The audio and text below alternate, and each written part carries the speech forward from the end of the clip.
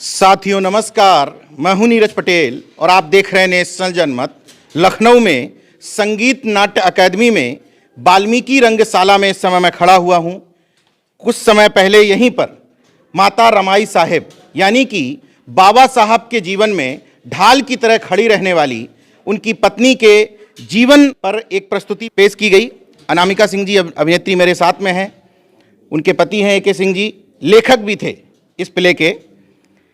इस इंटरव्यू की एक खास वजह है, प्ले लखनऊ में तमाम होते हैं, इसी रंगशाला में तकरीबन हर रोज होते हैं, लेकिन जिस मौके पर इन्होंने इस प्ले को रखा वो मौका मैं आप लोगों तक पहुंचाना चाहता था, क्योंकि समाज में यह भी एक तरीका हो सकता है अपनी मैरिज एनिवर्सरी सेलिब्रेट करने का। दोनों लोगों के वैवाहिक जीवन को 28 साल पूरे हो चुके हैं। क्या वजह थी कि आपने ये खास दिन चुना कि अपनी मैरिज एनिवर्सरी पर हम रमाई साहेब पर इस तरह से नाट्य प्रस्तुति के माध्यम से लोगों को बुलाएंगे? क्या संदेश देना चाहते थे? हाँ, ये हमारी लाइफ का खास मौका था और आज मैंने सोचा कि अगर और कहीं पार्टी देंगे तो काफ़ी खर्चा होगा, अनावश्यक खर्चा होगा, तो यहीं पे लोगों को बुला लेते हैं तो एक सकारात्मक और तार्किक संदेश भी चला जाएगा, दूसरा पैसे का मिसयूज भी रुक जाएगा। और मुझे भी नहीं लगा कि इतना ज़्यादा हमें सपोर्ट मिल पाएगा। मैं तो एक साधारण नाटक समझ के ही कर रहा था, तो मैंने कहा इस प्रोग्राम को जनरल कर देते हैं, जो इससे ये भी होगा कि जो हमारे मिशन के, हमारे समाज के तार्किक चाहने वाले हैं, हमारा मुख्य रूप से उनके साथ में ये सेलिब्रेशन हो पाएगा। तो सबसे अच्छा ये लगा कि जो लोग समाज में सहयोग करते हैं, मंच पे रहते हैं या सामने बैठते हैं, हर जगह पार्टिसिपेट करते हैं, वो लोग आए। तो आज काफ़ी कुछ मेहनत सफल दिखाई दे रही है कि ये मैंने ठीक सोचा अपने हिसाब से। रमाई साहेब का कैरेक्टर ही क्यों चुना आज के प्ले के लिए? 3 जनवरी को मैं सावित्रीबाई फुले कर चुका था और 12 जनवरी को इन्होंने जीजाबाई किया, तो एक तरह से वो ऑटोमेटिक आ गया कि अब रमाई करना है। तो अब चूँकि 27 को कोई ना कोई मंचन करना था, तो हमने कहा चलो अच्छा वो 2 हो गए, तो इस पे जो है रमाई साहेब को कर लेते हैं। कितने वीरांगनाओं पर आप नाट्य प्रस्तुति अभी तक कर चुकी हैं? नमस्कार, मैंने 4 या 5 वीरांगनाओं के ऊपर अभी डांस किया है और तैयारी चल रही है। जैसे कि अभी बताया कि जीजाबाई पे अभी किया था 12 मार्च को, और 3 जनवरी को किया था सावित्रीबाई फुले पे, और आज ये किया है ये रमाबाई अंबेडकर पे, और फिर 15 फरवरी को मैं ये मणिबेन वल्लभ भाई पटेल के ऊपर करूँगी, वो जिन्होंने मतलब अपने फादर के साथ मिलके पूरा मूवमेंट को चलाया देश के लिए। तो वो 15 फरवरी को हमारा है। इसके अलावा यशोधरा भी करती हैं आप? हाँ, यशोधरा भी किया है, और एक बार सम्राट अशोक किया था, तो उनकी पत्नी क्या नाम है, विदिशा, उनका भी कैरेक्टर किया हुआ है। ये मैं इसलिए इंटरव्यू आप लोगों को दिखा रहा हूँ, समाज में तमाम तरह के विकल्प मौजूद हैं। लोग इस बात का रोना रोते हैं कि हमारा समाज, हमारा परिवार उस तरफ इसलिए चला जाता है क्योंकि वहाँ मनोरंजन है, और इस तरफ केवल भाषणबाजी है।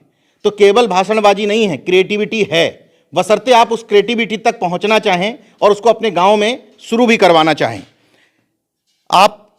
मैं जानबूझ के सवाल पूछ रहा हूँ कि कब से कर रही हैं इस तरह के प्ले? कब से शुरुआत की आपने? ये मैंने 2016 से शुरू किया था। 2016 में आपकी उम्र क्या थी? ये मेरी थी 43 ईयर।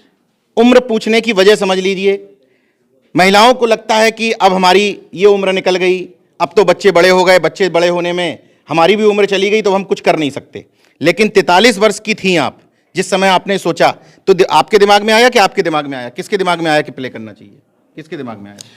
प्ले दिमाग में तो इन्हीं के आया था पहले कि ये एक वो है सीडी है, अगर तुम्हारा मन है तो इसको देख के करो और फिर देख लेना कैसी क्या स्टोरी है।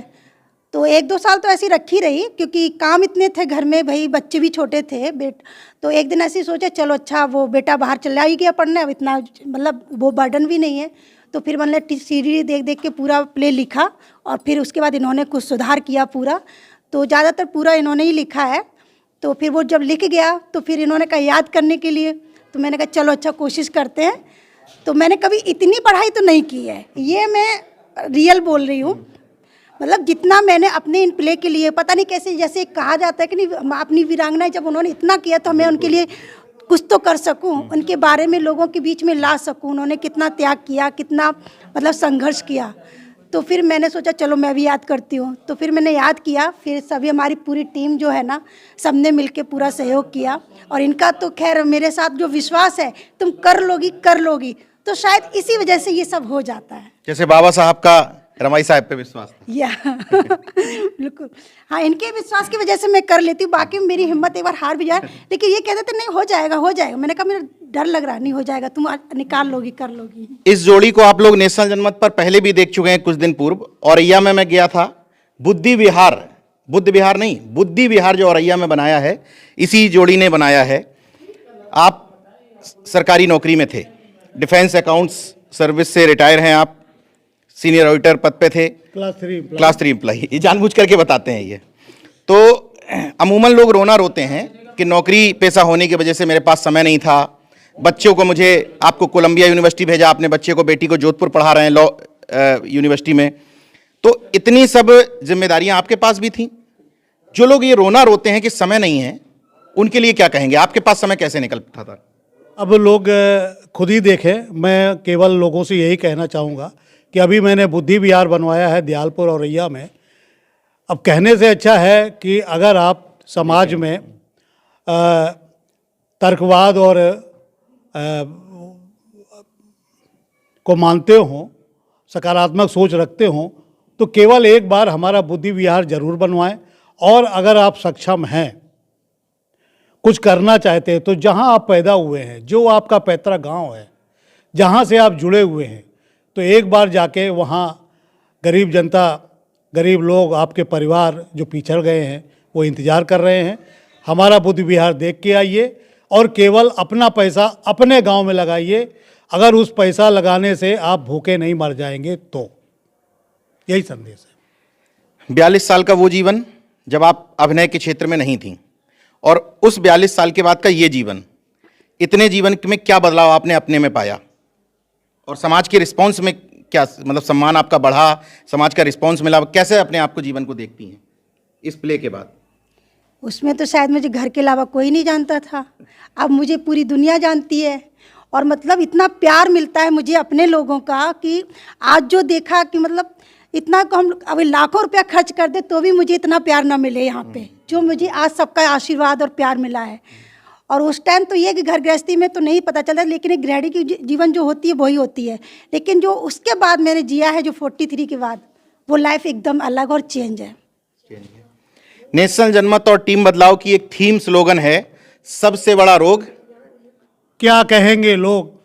इसी थीम और स्लोगन के हिसाब से आपने दोनों लोगों ने सोचा। अरे भाई, एक हमारा नन्हा सिपाही है, आ जाओ भाई कबीर, बताओ। कबीर शिवाजी, अच्छा बताएंगे, आ जाओ। भूल जाता हूँ।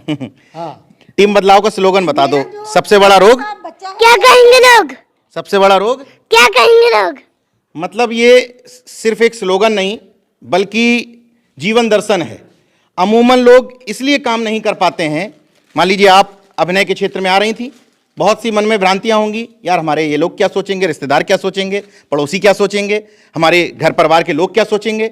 लेकिन जब आप इन बातों को दरकिनार कर देते हैं और सोचते हैं अपने मन में कि हम समाज को दिशा देने के क्रम में तो बिल्कुल ठीक काम कर रहे हैं, तो आप वो सब कुछ कर गुजरते हैं जिसके लिए ना आपके पास समय की कमी रहती है, ना धन की कमी रहती है। हम उम्मीद करते हैं कि अगर आपको ये बात पसंद आई हो, इस तरह की वीडियो में सिर्फ इसलिए नहीं डालता हूं कि केवल एप्रिसिएट करें, एप्रिसिएट करने के अलावा भी अगर ये बात आपको ठीक लग रही हो, तो मैरिज एनिवर्सरी मनाने का, बर्थडे मनाने का एक तरीका ये भी हो सकता है कि हम अपने महापुरुषों के या वीरांगनाओं के जीवन दर्शन पर नाट्य प्रस्तुतियां करें। विकल्प सामने मौजूद है, मैं दोनों लोगों के नंबर दे दूंगा।